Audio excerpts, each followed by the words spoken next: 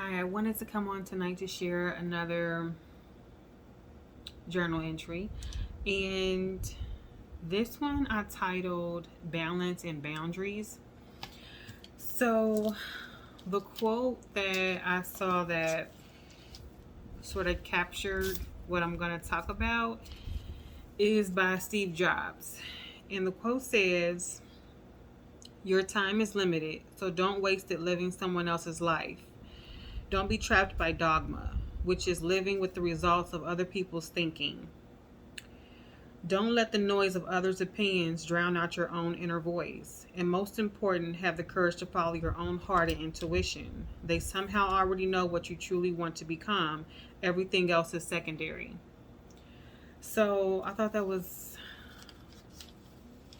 such a really powerful quote. And what actually inspired my whole writing piece about this topic was the book, um, The Top 5 Regrets of the Dying by Bronnie Ware. So I'm making my way through that book, and in the book, she just talks about, so she has spent a lot of her time working in palliative care and caring for people who were nearing death. And she goes through the 5 top regrets that she commonly heard from the people that she took care of.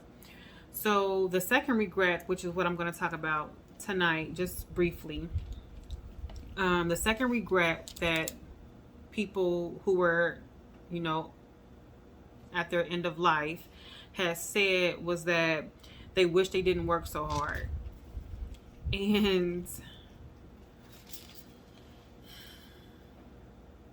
I think a lot of us struggle to find balance with that these days. Just to be honest, I really do. I think a lot of us struggle with that. So in the book, there was a man named John, and he was married.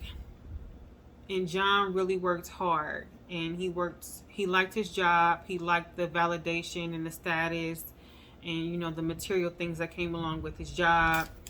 And he really was more so focused on his job and what fulfillment his job brought him. But his wife was sort of always trying to nudge him to retire so they could have more time together and travel together and things like that. So what he had told his wife was that just give me one more year and I would retire. And they had agreed on that.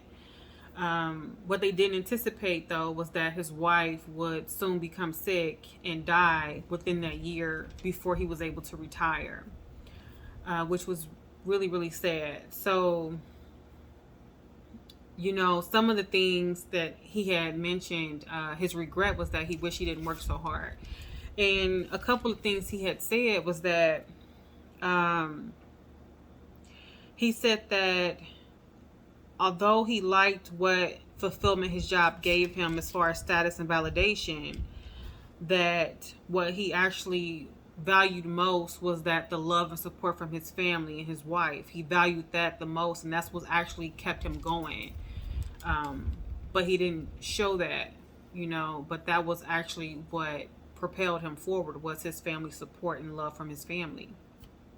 And it brought me to think about, as I was going through the book here, as I am going through the book and listening to his story here, it's that it wasn't until after he retired, after his wife died, and after he was nearing the end of his life, that he came to understand these harsh realizations of the importance of having balance.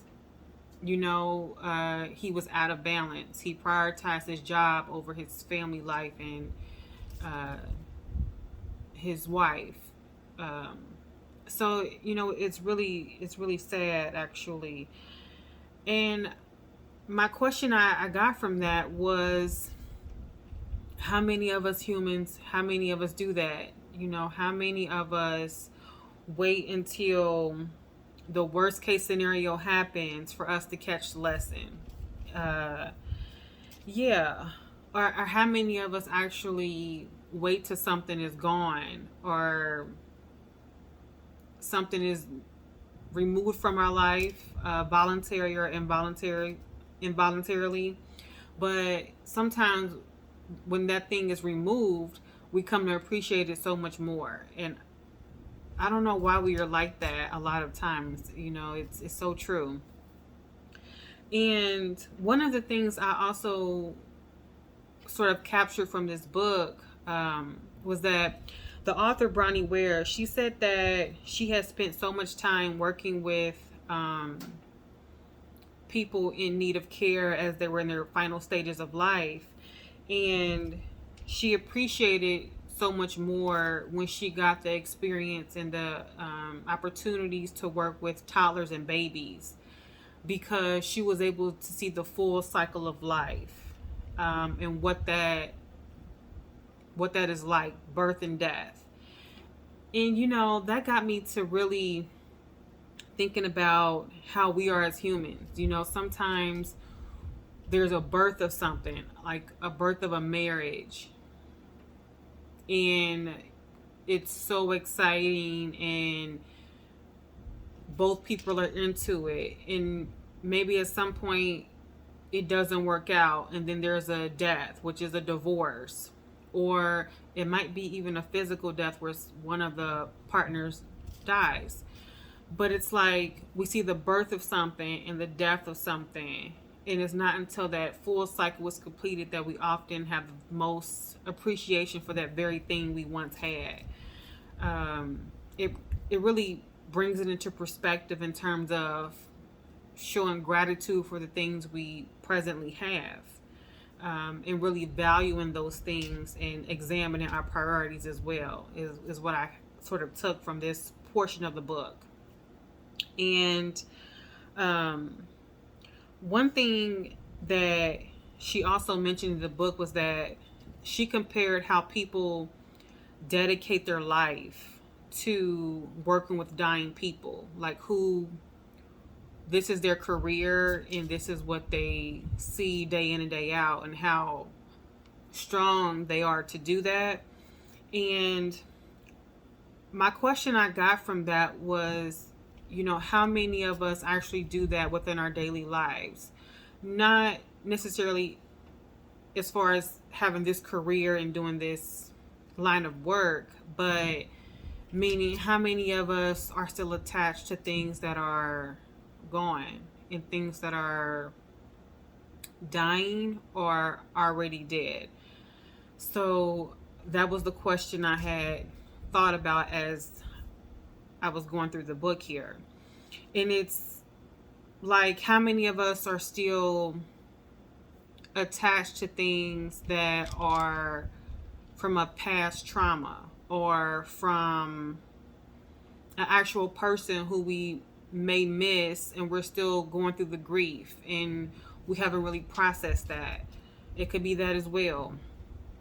It could be the loss of a relationship or a friendship or a job that you thought you were going to be in for forever, So it's about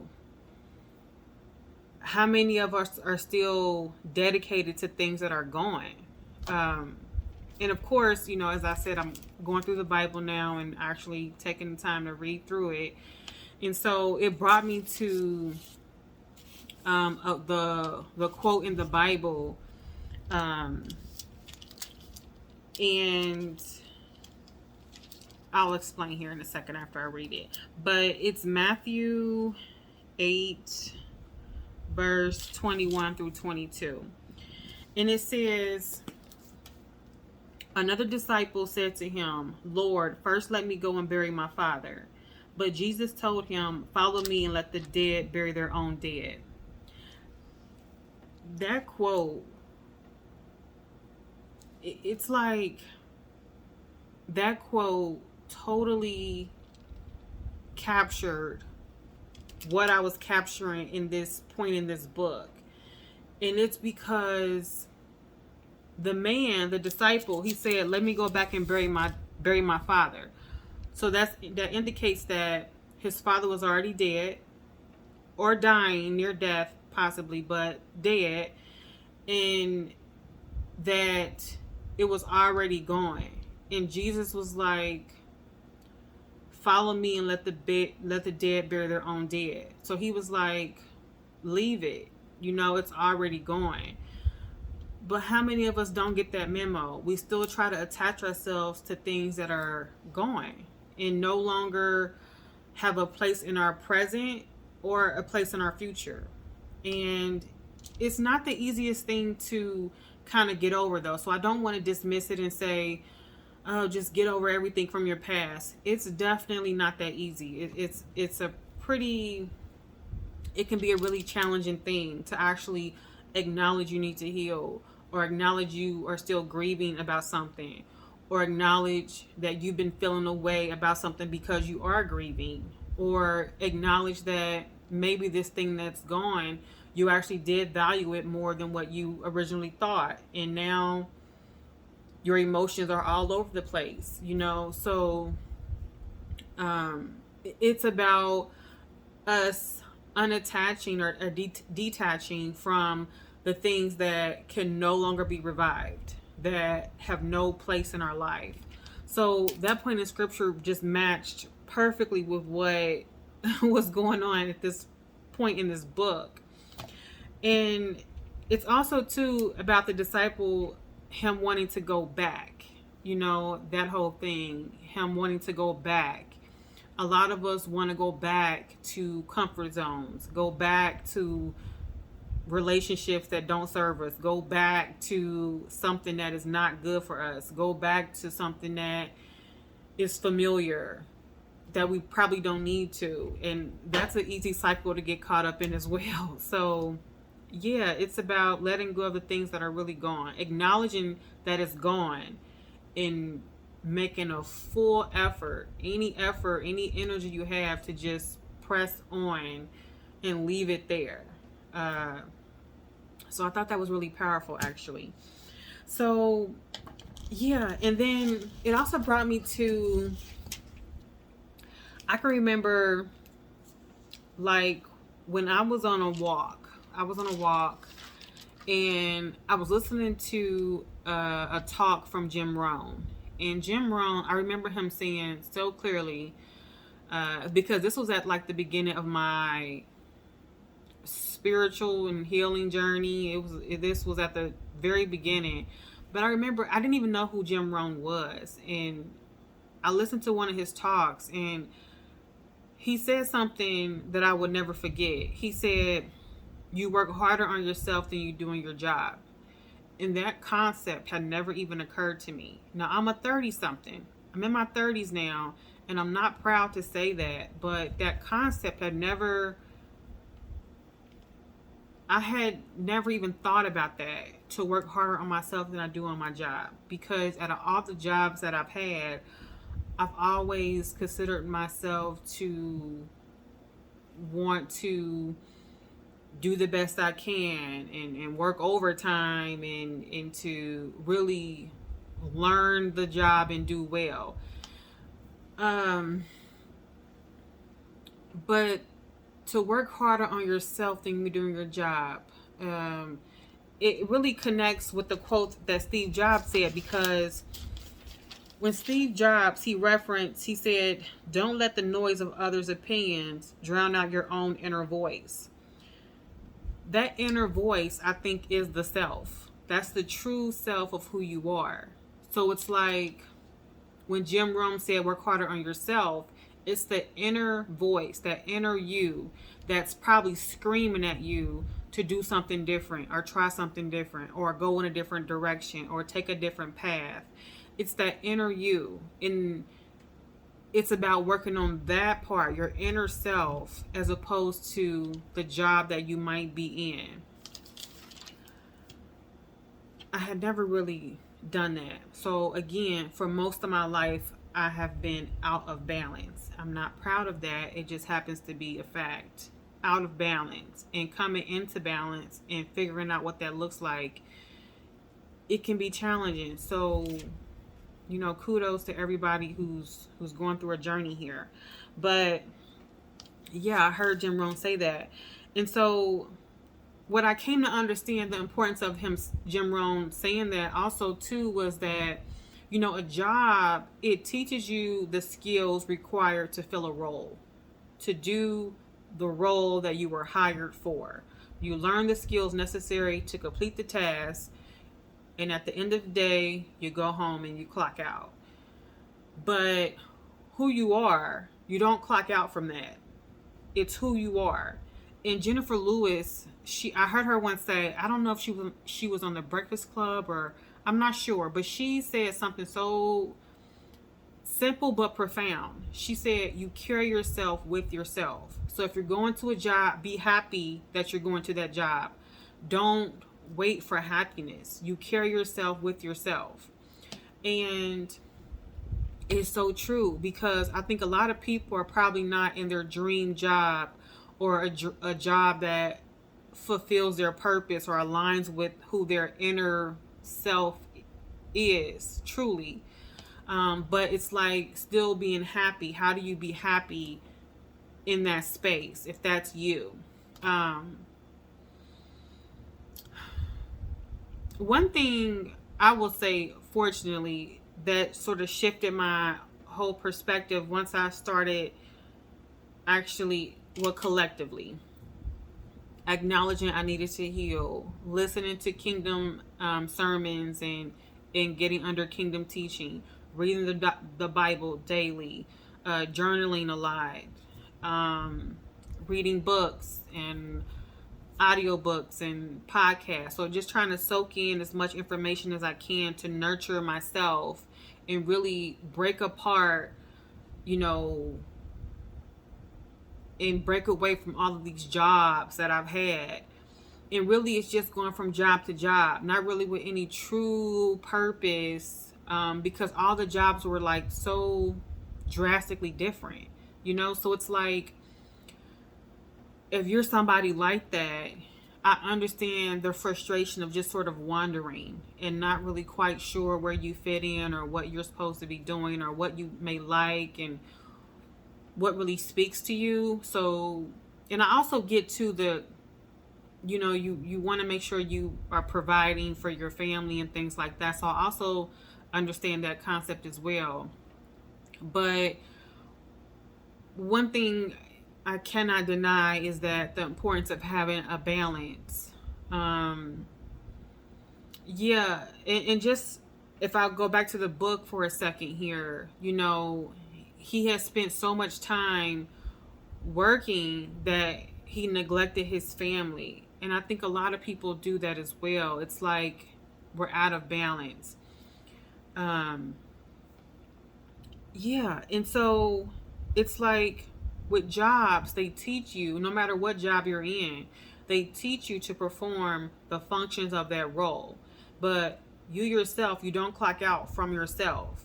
So it's like cultivating you, reading, going through maybe counseling, learning a new skill, hobbies that you like, or becoming involved in a project, volunteering somewhere that for a cause you may like, or seeking if you want to maybe start a business and seeing what that looks like.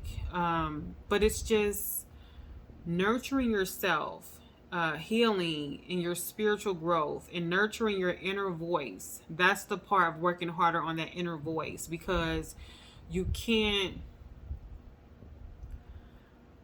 suppress it. You can suppress it and ignore it, but as I heard Jim Carrey once say, he said, depression is like your body's way of saying screw you, because you've been suppressed for so long. And I think if we turn down our inner voice for so long and just kind of go around life lost and wandering, I think depression does creep in. In this, hope, and even our zest for life and things like that, it sort of sneaks in the longer we wander. So it's about working on your inner self more and giving that more energy than you do external things. And I think that's what's key. So yeah, it's about cultivating the inner self, because you don't clock out from yourself. At least you should not clock out from yourself. You carry yourself with yourself. So nurture yourself. Take time to really figure out you and what really makes you happy and what brings joy to you. Because a job, no matter what skills they're teaching you, yes, they may be helpful, but the job cannot bring total fulfillment to you. It can teach you some skills that may be helpful for you, but it can't really nourish your spirit necessarily. And I just think that's so important to consider. Um, and then also one thing that I had written down here was that even for my own moments here of being in jobs, if you are someone who's working a job or jobs, if you work multiple jobs and they maybe don't align with your true sense of like what you want to do and what brings you joy, maybe you're doing it for right now or you're not quite sure what you want to do, that's okay too. While you figure it out, that's perfectly fine. And it's like, don't forsake the lessons from that job. So it's like, also be present at the job and learn the skills, because the skills may be very helpful for you, and be present in that, and don't forsake the lessons while you're there. And here's why I say that, because this book is so, I don't want to say weird that I came across it, but this lady, the author of this book, Bronnie Ware, she worked with palliative care, right? People who were at the end stages of life, so that the death cycle. But then she also worked with people who were babies and newborns, right? So she saw everything in totality. But the jobs that I've had a few hospital jobs. I worked at an adult hospital where I saw like on a cardiovascular unit, where I saw a lot of people not make it from various illnesses, but adults, I saw that. And I also was able to work in the NICU to see babies in that whole experience as well.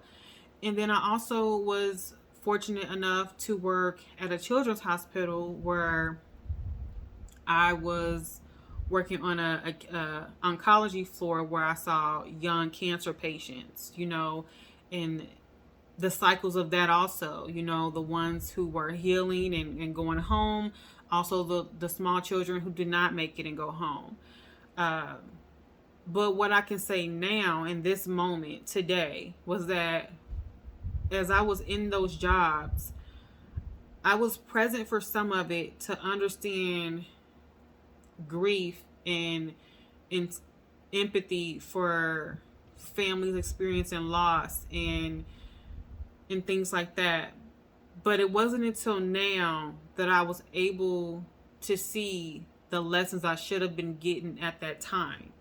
To be able to actually see the full cycle of life, the birth aspect of it in the NICU, looking at that first portion of, the mom and dad and the baby and that bonding and really looking at a newborn baby.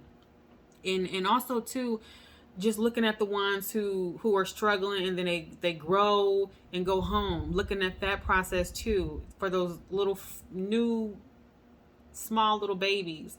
And then working at an adult hospital where I'm seeing younger adults, older adults, some of them not making it home and succumbing to their illnesses and things like that and injuries. And then it's also working at a children's hospital where I'm seeing small, cancer patients and go through their cycles, So I really wish that I would have been more present at each of these jobs to not only get the skills I needed to do that job, which helped me in some way, but to actually see and feel the moment and see what that moment was supposed to be teaching me, So if you're somebody like that, just maybe take a step back and if you're so unhappy with where you are right now at your job, if you just despise it, I would challenge you to maybe just take a step back and a pause and just maybe appreciate that you do have a job. There are some people who don't have a job. They don't have anything. Not a home, not a job, they lost everything, right? There's people like that in the world experiencing that. So appreciate and have gratitude that you do have a job. Maybe not the one you would like, but you do have a job. And then 2, think about what this job is teaching you in some capacity. What lessons can you learn from this job? And another moment of transparency for me, as I'm going through my journey here, I'm fortunate enough to have a job right now to where I'm in a cubicle and I can put in headphones all day, pretty much. So I used to spend that time listening to music, straight music, all day. And it's very easy for me because I'm not a huge social person. So, I'm locked in and just listening and working. Now it's like, it's totally shifted. Now I'm not really listening to music. Maybe it's worship music, yeah. Or, it's not like the heavy secular music like I used to listen to. It's not that. It's also me listening to audiobooks and sermons and podcasts and therapeutic things. So it's me. Yes, I've been taught the skills to perform my job and do that function while I'm there. But I'm also using that time to actually nourish myself and nourish my inner person and to heal and to get more information that I did not have and to get the information that this job cannot teach me. So I'm fortunate enough. So what I have done is I've not forsaken my workplace and not, just in frustration about it. I've taken a step back to have gratitude that I do have a place of employment right now, and B, it's that I can now nourish myself and use that to work for me instead of just wasting my time, because I'm working, but I'm also learning and growing as well. So, and I know not everybody has that experience, but for people who you may have that experience where you're doing a job and you can wear headphones or earbuds in, maybe change what you're listening to and use that time to, yes, make money and do that job for the time being. But also nourish yourself if you, can in a different way. And if you can't wear earbuds while you're working, maybe in your lunch break, have some solitude and listen to something that's going to help you, or take a book and read a book. Just get involved with something that's going to bring you joy. If the job does not bring you joy, take some time on your lunch breaks or whatever to listen to something, to read something that's going to bring you joy and to push you further into what you deem to be happiness, is what I would say. So yeah, I just thought that was interesting. So yeah, it's about balance and boundaries, setting boundaries. And even with workplaces, some workplaces, really quick, I'll mention it too. Some workplaces, they try to overextend you. They have this mandatory overtime, or, just the pressure, some workplaces are like that. And so it's about identifying your boundaries and having boundaries and not overextending yourself either, and agreeing to things that you know you don't want to do and that are going to take away from maybe your family time or a hobby that you enjoy. And I'm not saying every single time, but majority of the time, you know, it shouldn't be a self-sacrifice for a job that you lose your internal voice and you suppress that, is what I'm saying. So yeah, work harder on yourself than you do in your job, and nourish your inner voice, because that's your inner voice is telling you what truly brings you fulfillment and happiness. And you know, a job teaches you skills, but at the end of the day, you clock out from that job. You don't clock out from yourself. So, and you shouldn't check out from yourself. Please don't do that. I wouldn't recommend it. And I'm just saying from somebody who's done that. Don't do it. I would not recommend it. Really nourish yourself as much as you can and make yourself a priority. Set those boundaries, make yourself a priority, and have gratitude for whatever space you're in, and really look around you to see what lessons you can gather, because there's a lesson in everything. Everything, even if you look at it to be bad, there's a lesson in everything. So yeah, yeah. Thank you so much for listening, and I will see you guys on the next video.